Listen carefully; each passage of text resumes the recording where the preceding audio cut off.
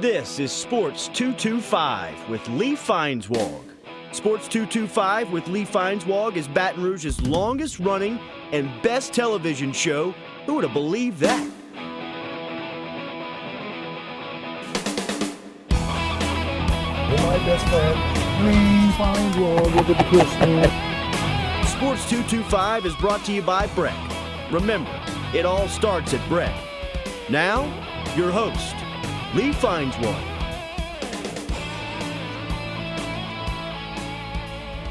Well, it's Sports 225. It's right after the Super Bowl, and my guest is Matt Moscona. And I'm just going to start out by asking him, all right, what are you going to give me grief about to start with? Well, I don't even know. Your shirt is respectable. You're wearing a beard now instead of that awful little goatee thing that you had.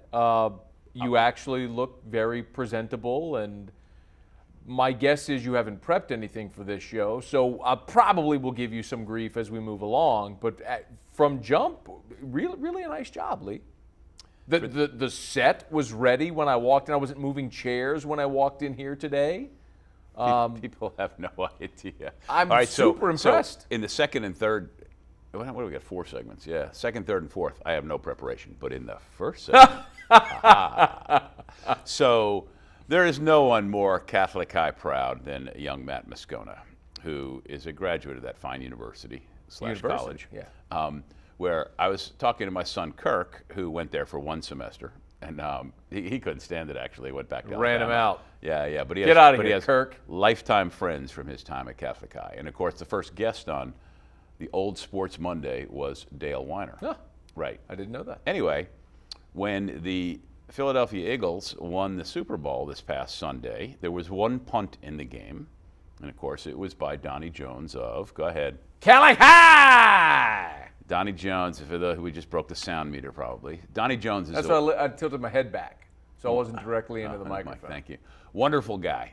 And there was only 1 punt in the whole freaking game, which is just incredible. Anyway, Donnie's had an interesting career, and he's still in it after all these years. And when I say after all these years, his last play in college was the last play of the 2003 LSU National Championship football game, January 4th or 5th, 2004, in the Superdome. And he launched a punt that I believe was 9 seconds long. And then he wrote a book, 9 Seconds to a Championship. His daddy wrote the book. Well, anyhow, that's here and there. Who is a very nice man, but Donnie didn't write that book. Donnie, if you're watching, anyhow. So, but anyway, whatever. Anyway, it was a little book. Anyway, but the point is, they won the national championship, and now he's won the Super Bowl, which, there aren't all that many guys who have done both. The morning after LSU won the LSU football championship, and of course, Nick Saban was the coach, and it ended that long drought of a bazillion years. 45. Donnie Jones came on the old Sports Monday. How about that? And we're going to watch that clip of him talking about the last punt. Shocking, huh? So if you guys can cue that up and we can watch that would be just awesome. Of course, I'm not going to put you on Billy Cannon punt return status, but to be able to have the last play of the national championship game and a punt of all things. Did you realize when you went out there that the clock would not expire before the snap, that you were going to have to punt the ball? Well, I wasn't, and I don't think anybody on the sideline was prepared for it. I know Coach Saban was upset. I didn't know exactly what was going on out on the field with the offense, but all of a sudden we heard punt team get ready, and everybody hurried to get into what we call the Tiger Pit, our special teams area. And I never thought that I'd be out there for the last play of the game. And I was talking to my girlfriend about that tonight. That how I went back and watched the replay of the game on ABC, and the ball hit, and as the ball hit, the fans began counting down. And 4, 3, 2, 1, and right as it hit 0, the ball went out of bounds. And the next shot was everybody running out to me. And I spoke with Craig Jarrett, who's a friend of mine who played at Michigan State with Coach Saban, and he told me, he said, "You fulfilled one of my lifelong dreams, to be the last player on the field to win a championship game." And it's still don't. I mean, it still hasn't sunk in. I mean, it's still. You open the paper and that's all you see is LSU national champions. And you know, that's the reason I came here was to be part of something special. And for the last 4 years, it's been great, and sure I'm going to miss it. Well, there are a number of things about watching that clip. Number one, it makes me miss both my dark hair and the lazy boy chairs. And Donnie, of course, is going with no hair these days. But so how about that, huh? A little preparation scares you, doesn't it? How long did it take you to find the clip? When we had the 500th Sports Monday, which was a pretty long time ago, because we're up to like show 226 of this show, and I did about 600 of that show. But in the year leading into the 500th show, I literally watched every single show. Start to finish? Some of them, I mean, you know, some of them where I looked at and I go, nah, there was nothing from here. But I knew there were a lot of things, right? So I extracted and saved on a drive, this monster drive. And I was real careful in labeling and stuff. I mean, because it's just, you know, video production is crazy. And that was just one of the things, and I did date it wrong. For some reason, it was dated 2007, which I don't know. Maybe I don't know. I have no idea why, but that's not the point. That was also a championship year. Exactly, for LSU. it was. You probably confused yourself. Yeah. But in terms of the great athletes who have, you know, you say, tell me all the great athletes who have played sports at Catholic High, you may not automatically think about Donnie Jones, but what is he, 14 years in the NFL? Or just finished year 14. The thing about because you had him on the radio show last week, didn't you? Right, yeah. And the thing about Donnie, so Donnie and I played together at Catholic. He was 1 year older than me.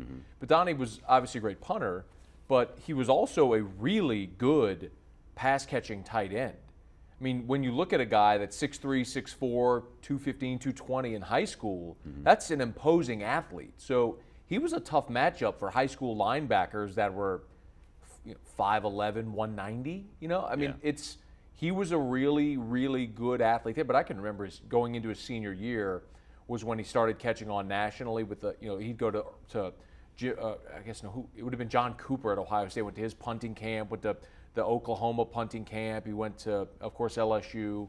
I think he committed to LSU at the Hooters on College Drive. I think they had a show there, and he and a couple other players, maybe Brady James was there too. But a handful of those guys went and committed at the Hooters on College Drive, yeah. That's great. All right, we're way over on this one, but I thought it was kind of fun to pull that clip up, and I thought you'd enjoy that. I hope you did too. And he's Matt Moscona. You can, I never even introduced you or anything other than say, give me a hard time. He does a radio show from 3 to 6 every day on the local ESPN affiliate. You can follow him at Matt Moscona, and he's just a prolific media type guy. And I'm lucky you're here. I'm Lee Feinswag at Sports 225, and we'll be right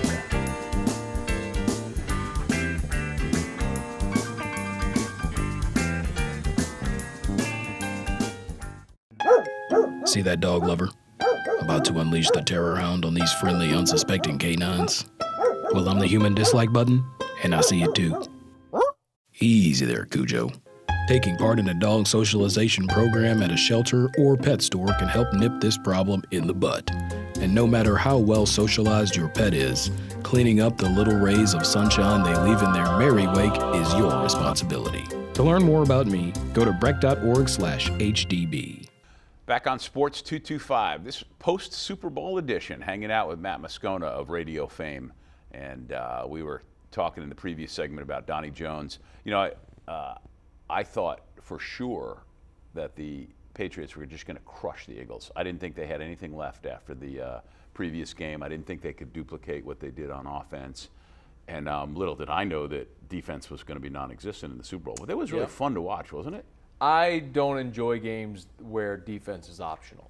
I want at least some competency on defense. I want offense, but I want the ability to make a stop, which until the very end when the Eagles got the strip sack of Brady, New England had 3 second-half possessions, 3 touchdowns. Yeah, no, have the rules changed and the game changed so much that the offenses are just going to be dominant in those situations? In part, but I think you're also – yes, the rules in the NFL favor the offense. There's no question. But I think you're also seeing just a philosophical shift culturally in football right now where the offenses are so much more advanced than defenses because you're seeing different elements like RPO became part of the football vernacular for many people nationally this week, seeing the run-pass option with the Eagles. But that's only part of it. I mean, it's just offenses are so sophisticated right now, defenses are trying to find a way to catch up. And I think the other part is the best players are playing offense now. So whereas you might have had a guy like, look at Rob Gronkowski. 20 years ago, Gronk is a really imposing defensive end. Now they're saying, we're going to put you on the offense, try to let some tiny linebacker cover you 30 yards downfield and say good luck. It's just, the game is so skewed toward offense now that you're going to see more of that, especially now at the pro level. Do you think the way guys are prohibited from tackling certain ways has helped that as well? No, I just think that's an epidemic in football, is guys throwing their shoulders, going for a hit instead of wrapping up. I think form tackling is, look, the Saints season ended on a guy good because Marcus Williams lowered his head going for the end over end hit instead of head up, form wrapping up. I'm not trying to sound like the old guy, but there's something to be said for the way it's been taught in form tackling, keeping your head up and wrapping up. I mean, you don't have to lead with your head to do that. If he literally just would have caught Stephon Diggs in the air and just held on to him, the game's over. Well, the truth of it is, if he had just touched him with the palm of his hand as he went up and just pushed him a little bit, he probably would have been able to have made that play. Maybe he would have gotten out of bounds, though, Yeah. and they still could have lined up a kicked field goal. But your point is a good one. Yeah. I just, especially with so many concerns over injuries, a lot of that can be fixed with proper technique. There's a reason it's taught the way it is. Yeah. Guys just don't do it anymore. So here we are in early February, and normally this time of year, you wouldn't be on. We'd have some recruiting guy on, and we'd be talking about the Bayou Bash, and we'd be talking about all that. R.I.P. Yeah, and all those things are a thing of the past. Are you glad, though, that there was an early signing Yes. period? I wish they would have done a signing period before the season started.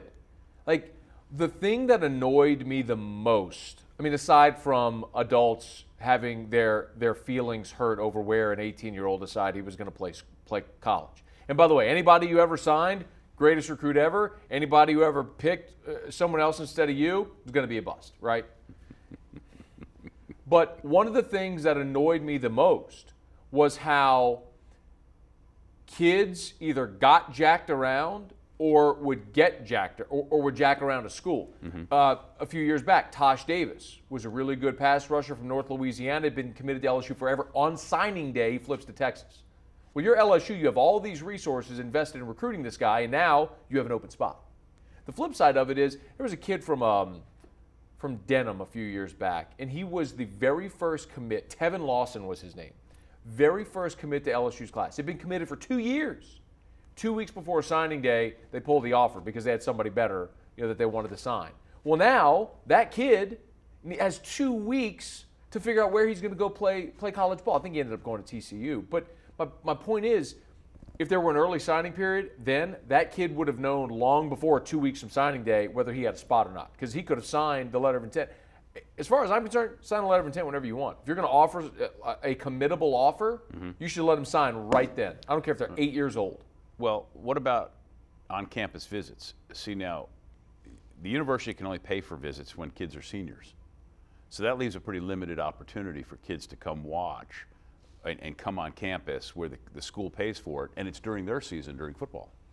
But they can also come when the season ends, because this signing day, the February signing day, is still in place. So you see a lot of guys come whenever the recruiting period opens up again, and they, the contact period opens. They come at this time when their high school season ends. But the whole key is those camps, then, right? That's when they come. Get them to come to camp so they can see them, offer them, talk to them, It's whatever. a big part of it too. I mean, you want to be able to evaluate those guys with your staff. So I'm not opposed to any of that. What I don't like, what I always hated about signing day, is the spectacle that it became, and how this sort of insatiable hunger for attention led to issues for both kids and the schools who are trying to put together signing classes. Like, it doesn't have to be that complicated. Decide where you're going to go, be an adult about it, pick, sign, and go. I'm with you there. Did you ever, as we get out of here, did you ever go to the Bayou Bash as a fan and just drink all day and eat all day and watch that? When I was in college, I did one time. And was it fun? It was 2003, and that was the year they got Jamarcus Russell and Dwayne Bowe, and that was a pretty good time, yeah. my buddy it was at the old Bella Baton Rouge Atrium. Oh, yeah. When Dwayne Bowe committed, threw his hands in the air, dropped his phone in the fountain there at the Bell. Dwayne Bowe, part of that impressive Miami area connection that was critical to LSU sports in the 90s and early 2000s. Huge, huge pipeline. Women's basketball and football, big. He's Matt Moscona. We're way over again. Well, like nothing left in this show. Don't go away. I'm Lee Feinswag at Sports 225.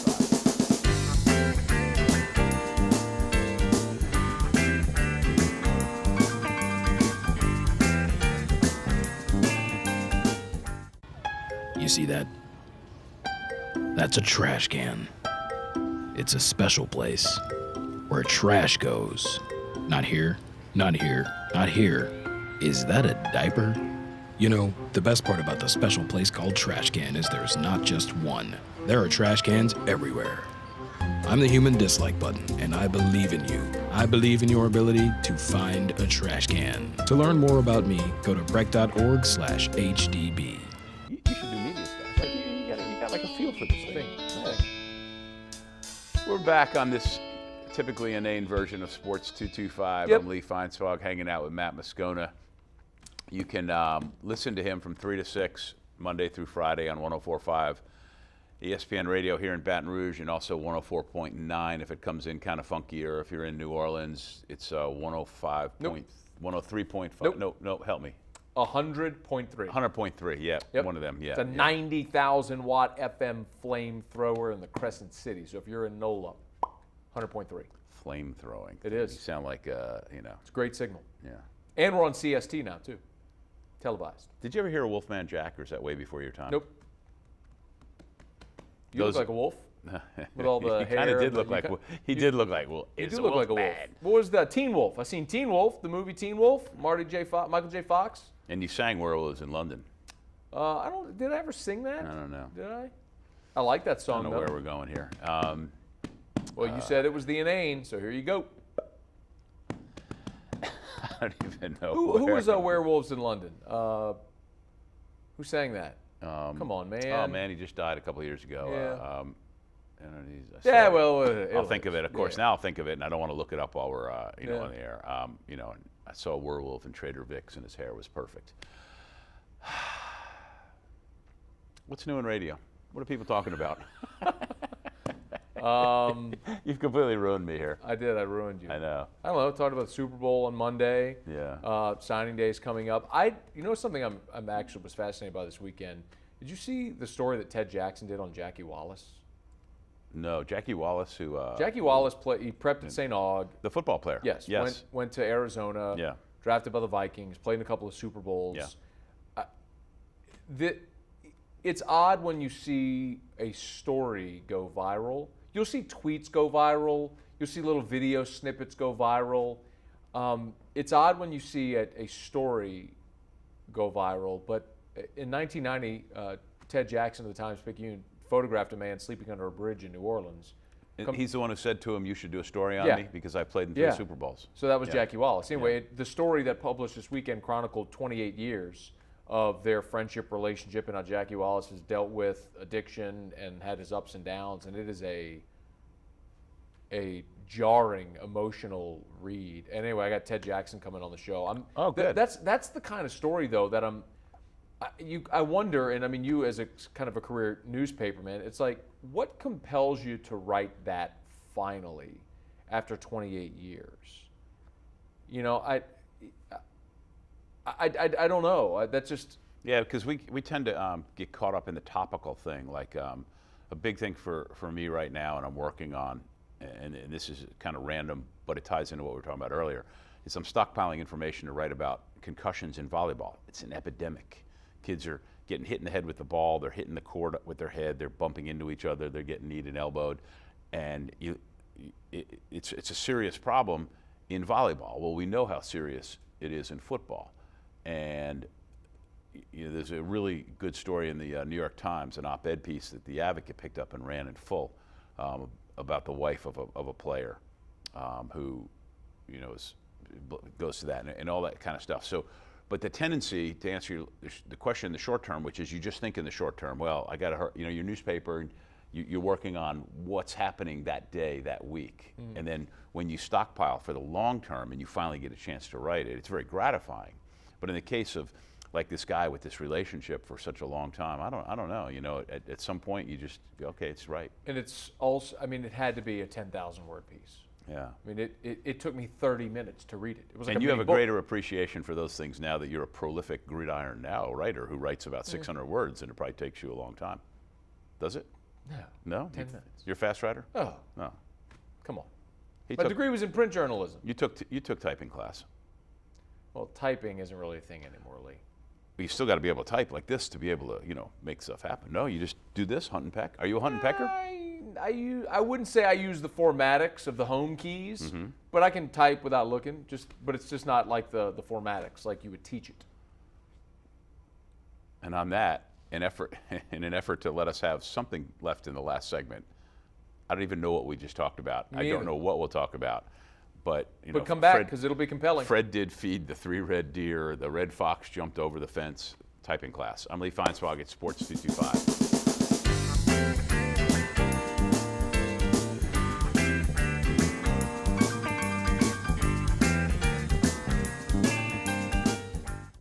See that angry soccer mom over there? Giving the referee 2 earfuls? Well, I'm the human dislike button, and I see it too. Rule Section 2, Part 1B, if a team does not display quality sportsmanship during the regular season, they may be barred from future sports opportunities. Gotta remember, even though they make convincing canaries, referees are people too. It's important to keep your cool and use sportsmanship in every situation. I'm the human dislike button, but one thing I do like is following the rules. To learn more about me, go to breck.org/HDB.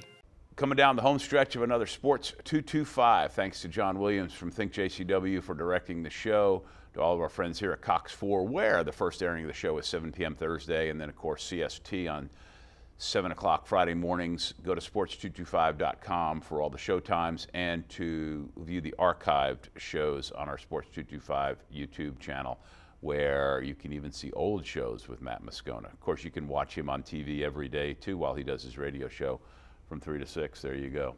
Yeah, you're an overexposed guy, aren't you? I'm everywhere. You are. I'm easy to find. One thing I want to touch on briefly in the minute we have left, and you and I have talked about this privately and on the radio, but there's going to be free agency in football in due time where college football players are going to be able to transfer and just go. What do you think? I think that no college athlete should ever be restricted where they transfer. You should be able to go wherever you want. Should you be able to go whenever you want? But if you transfer, the penalty is forfeiting a year of eligibility. So if you're willing to sit out a year and forfeit a year of eligibility, no school should ever restrict your transfer, no matter if they're on the schedule in the future or whatever. So you're saying I'm a sophomore at LSU, I finish, I want to transfer to Oklahoma, I have to sit out a year and then I have 1 year left? But you have a redshirt year as well. You have 5 to play 4. Okay, so you're not saying that they have to give up a year, if you will. As it is now. Yeah. Okay. So you're okay with that. Yeah. Right. Okay. Okay. I want to see mad chaos. I want to see kids get together and go, come on, let's all go to this school. I want to see the shoe companies, Nike, Adidas. I want to see Under Armour. I want to see them all get in there and all influence it and have it just be a madhouse and let them all figure it, because it'll be just fun to watch. He's at Matt Moscona. You can watch him on the radio. Because you can listen to him and watch him on the radio every day from 3 to 6. Thanks for coming. Always enjoy it. My pleasure. And then I talk to him every Tuesday at 4:15. Make sure you watch it. I'm Lee Feinswag. Thanks for watching Sports 225.